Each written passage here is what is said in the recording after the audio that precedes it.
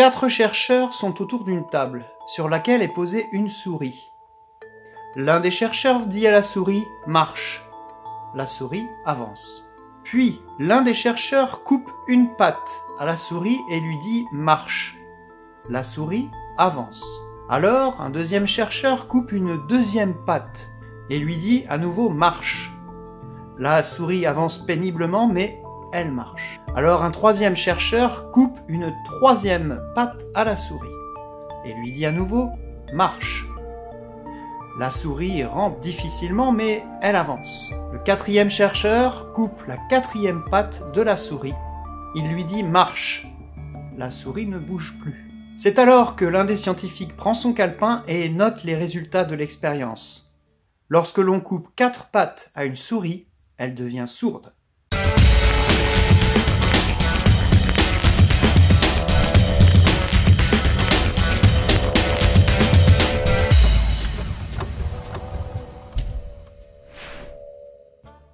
Bonjour à tous, deuxième partie de la série de vidéos sur les arguments tout pourris qu'on reproche aux scientifiques dans les débats d'idées.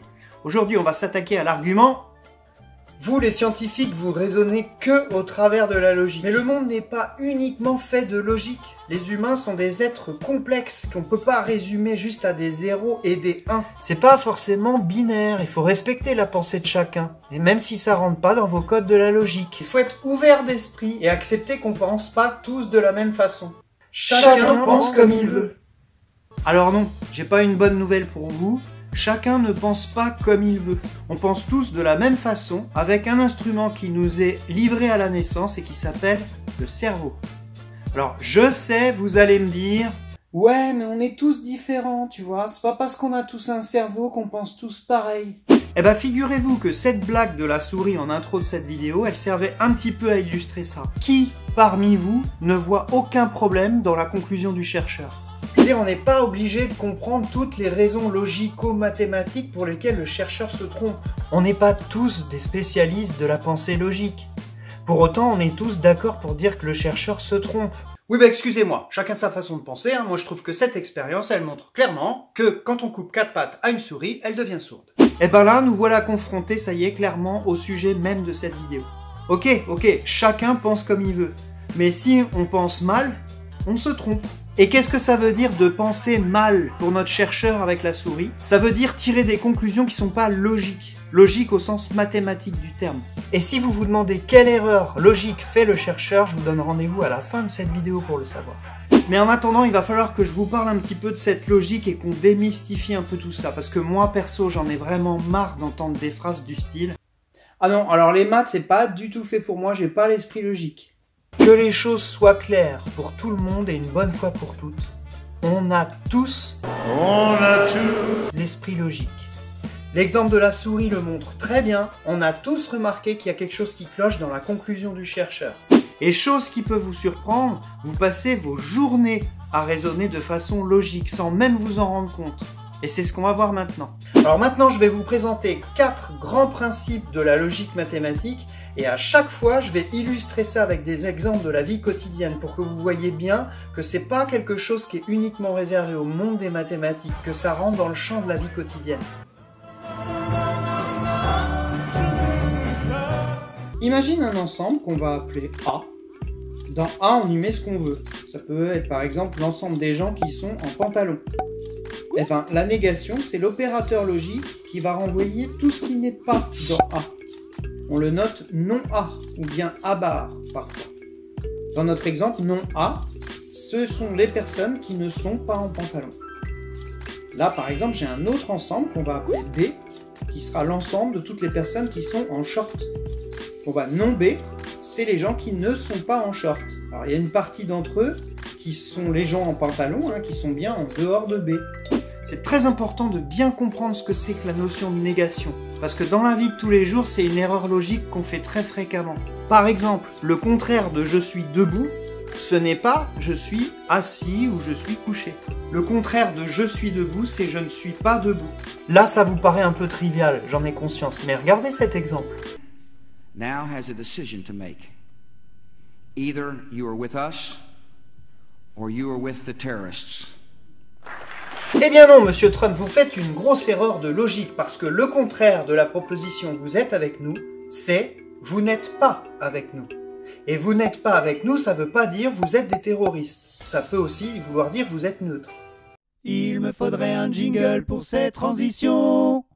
Le tiers exclu, rien à voir avec le tiers état, est l'un des principes de David Hilbert les plus simples parce qu'il est extrêmement intuitif. Ça dit tout simplement qu'une chose ne peut pas être à la fois vraie et fausse en même temps. Vous vous rappelez des ensembles A et B? Eh bien ça dit tout simplement qu'on ne peut pas avoir en même temps A et non A. Dans la vie de tous les jours, on l'utilise tout le temps. Si tu cherches ton téléphone portable et que tu regardes par hasard s'il ne serait pas sur la table de la cuisine, s'il n'est pas sur la table de la cuisine, c'est qu'il est ailleurs. Principe du tiers exclu. Si tu te demandes si ton fils est rentré du foot et que tu le vois assis sur le canapé en train de goûter, c'est qu'il n'est plus au foot. Principe du tiers exclu. Si tu te demandes si les vaccins sont dangereux pour l'humanité et que tu t'aperçois qu'ils ont sauvé des millions de vies, bah t'as ta réponse. Il me faudrait un jingle pour cette transition. Dans la théorie des ensembles, les opérateurs et ou sont utilisés pour lier des ensembles entre eux. Dans l'univers, alors dans la théorie des ensembles, l'univers c'est l'ensemble de tout ce qui peut arriver. Tous les événements possibles. Imaginez qu'on reprenne nos deux ensembles A et B de tout à l'heure. Oui, alors par contre cette fois on oublie les histoires de shorts et de pantalons. Bon, c'est bon, on arrête de me couper la parole là? Pardon, désolé. Merci. Bon, qu'est-ce que je disais? Dans l'univers, nos deux ensembles A et B, ils peuvent très bien se chevaucher comme ça. Et le fait que nos deux ensembles se chevauchent, ça donne non plus 2, mais 4 ensembles. Les deux ensembles A et B qui sont toujours là, comme tout à l'heure. Mais il y a aussi ce truc-là, qu'on appelle l'ensemble A union B, A ou B. Et il y a ce truc qu'on appelle l'ensemble A inter B, A et B. Alors, à quoi correspondent ces deux nouveaux ensembles? C'est très simple, prenons un exemple. Imaginons que A, ce soit un ensemble de pommes, et que B, ce soit un ensemble de poires. Les pommes, les poires, les Imaginez maintenant que votre femme ou votre mari vous demande d'aller au supermarché et de ramener soit des pommes, soit des poires. Si vous lui ramenez quelque chose qui se trouve ici, vous avez faux. Ce sera ni une pomme ni une poire. Par contre, si vous lui ramenez quoi que ce soit qui appartienne à cet ensemble, là vous aurez forcément bon. Parce que ça sera forcément une pomme ou une poire. Cet ensemble qui est en bleu ici, c'est ce qu'on appelle la réunion de A et B. Ça représente le mot ou. Imaginez maintenant que votre femme ou votre mari, toujours, vous demande de ramener des pommes et des poires. Comme tout à l'heure, si vous lui ramenez quelque chose qui se situe ici, vous aurez faux. Parce que ce sera ni une pomme ni une poire. Si vous lui ramenez quelque chose qui est ici, vous aurez encore faux. Parce que ici, ce ne sont que des pommes et il manquera la poire. Vous avez beau dire, il n'y a pas seulement que de la pomme. Enfin, si vous ramenez quelque chose qui est situé ici, vous aurez encore faux. Parce que ici, ce sera que des poires et il vous manquera la pomme. L'endroit où sont situées les pommes et les poires, c'est l'endroit où A et B se coupent. C'est ce qu'on appelle l'intersection de l'ensemble. C'est cet ensemble-là. Vous savez quoi? Toutes les propriétés mathématiques des opérateurs et ou, vous les utilisez tous les jours sans vous poser de questions. Exemple. Les opérateurs et ou, c'est-à-dire intersection et union, sont dits distributifs. Ça veut dire que si on a la relation A inter B union C, c'est la même chose que de dire A inter B union A inter C. Mais c'est super ça! Pourquoi tu me l'as pas dit plus tôt? Ah je suis ravie! C'est un petit peu obscur, vu comme ça, j'en ai conscience. Mais imaginez que A ce soit une pizza, que B ce soit de la bière, et que C ce soit du vin rouge. Si je vous dis que ce soir on va manger une pizza avec de la bière ou du vin rouge, là je pense que vous serez carrément d'accord pour dire que c'est la même chose de dire que vous allez manger de la pizza avec de la bière ou de la pizza avec du vin rouge. Alors évidemment, dans la vie de tous les jours, on conscientise pas ça comme ça mathématiquement, mais c'est justement là que je veux en venir. Ces règles de logique, quand on les formule mathématiquement, c'est un petit peu obscur et on a du mal à comprendre comment ça peut sortir du cadre des mathématiques. Mais quand on s'y penche, on s'aperçoit qu'on utilise ça tous les jours sans réfléchir. Il me faudrait un jingle pour cette... L'implication en maths, c'est ce signe-là. C'est un connecteur logique qui relie deux propositions. Par exemple, si on écrit que A implique B, ça signifie que si A est vrai, c'est obligatoire que B soit vrai. En quelque sorte, on pourrait dire que A implique B, ça veut dire que A entraîne B. Imaginez que vous organisez une fête, et que pour cette fête, vous invitez votre ami Robert Duchemin. Mais votre ami Robert Duchemin vous dit « Attention, parce que si mon ex vient, moi je ne viens pas ». Analysons un petit peu ce que nous dit Robert. On va appeler A l'ensemble « Mon ex vient ». Et on va appeler B l'ensemble « Robert Duchemin vient ». La proposition Robert Duchemin ne vient pas s'écrirait, je vous laisse chercher, on va voir si vous avez compris le paragraphe sur la négation.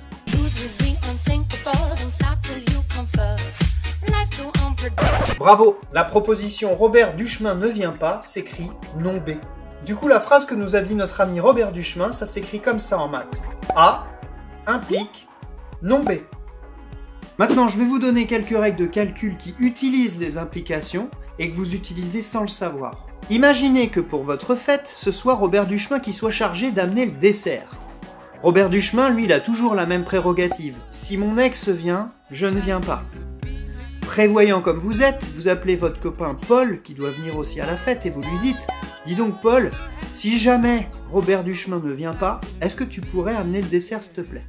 La fête arrive, l'ex de Robert est là. Qu'est-ce que vous en concluez ?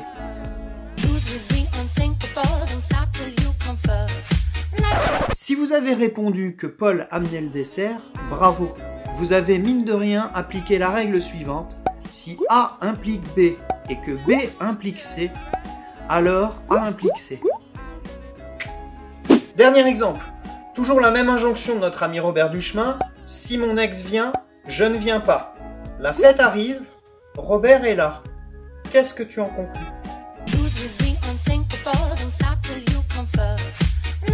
Si vous avez répondu que son ex n'est pas là, c'est très bien, c'est que vous avez compris que la phrase « Si mon ex vient, alors je ne viens pas », c'est la même chose que « Si je suis là, c'est que mon ex n'est pas venu ». C'est ce qu'on appelle en maths la contraposée d'une implication. En gros, une contraposée, c'est... Attention, ça peut laisser penser que c'est le contraire, pas du tout. La contraposée d'une implication, c'est une autre façon de dire la même chose. Vous voyez ? J'espère que vous êtes convaincus que les règles mathématiques qui régissent la logique, elles sont pour la plupart très intuitives et on les utilise tous les jours sans même s'en rendre compte. Donc c'est un non-sens de dire qu'on n'a pas l'esprit logique. Seulement attention, l'esprit logique, ça se cultive parce que même si on est naturellement des êtres logiques, notre cerveau là, il adore faire des raccourcis et nous faire des fausses conclusions toutes moisies. Par exemple, revenons sur notre implication de tout à l'heure. A implique B. Beaucoup de gens utilisent ce genre de raisonnement pour prouver B. Mais pour que l'implication elle marche, il faut avoir vérifié que A est vrai. Par exemple, quand on vous parle de pyramide d'Égypte ou de crop circle et qu'on vous dit « c'est bien trop parfait pour avoir été réalisé par des humains », donc c'est une autre civilisation qui l'a fait. C'est une implication du type A implique B, où A, c'est la proposition « c'est beaucoup trop parfait pour être fait par des humains » et B, c'est la proposition « c'est une autre civilisation qui l'a fait ». Mais à quel moment est-on sûr que A est vrai ? Par quelle méthode peut-on affirmer de façon certaine que des humains ne peuvent pas réaliser ces choses-là ?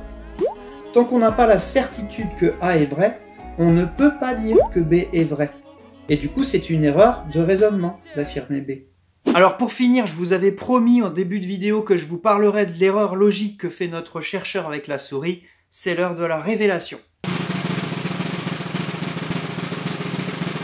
Bon, vous l'aurez compris, les chercheurs ils font ce qu'on appelle une fausse implication, c'est-à-dire qu'ils mettent un lien de cause à effet entre la proposition A, on coupe 4 pattes à une souris, et la proposition B, elle devient sourde. Il n'y a bien évidemment aucune implication logique entre ces deux propositions. Et si on voulait raisonner de façon logique, il faudrait prendre les deux propositions suivantes. La proposition A, on coupe 4 pattes à une souris. La proposition B, elle n'avance plus. Mais du coup, ça serait vachement moins drôle. Voilà, j'espère que j'ai été clair, j'espère que vous avez compris qu'on est tous des êtres logiques, et surtout qu'il faut arrêter d'utiliser cet argument qu'on pense différemment juste pour faire passer sa croyance. Nous, on se retrouve bientôt pour l'épisode 3 sur les arguments tout pourris qu'on reproche aux scientifiques. L'épisode 3, je rappelle, parlera de l'argument « les chiffres, on leur fait dire ce qu'on veut, moi les stats, j'y crois pas ». D'ici là, ne prenez pas de risques, calculez-le.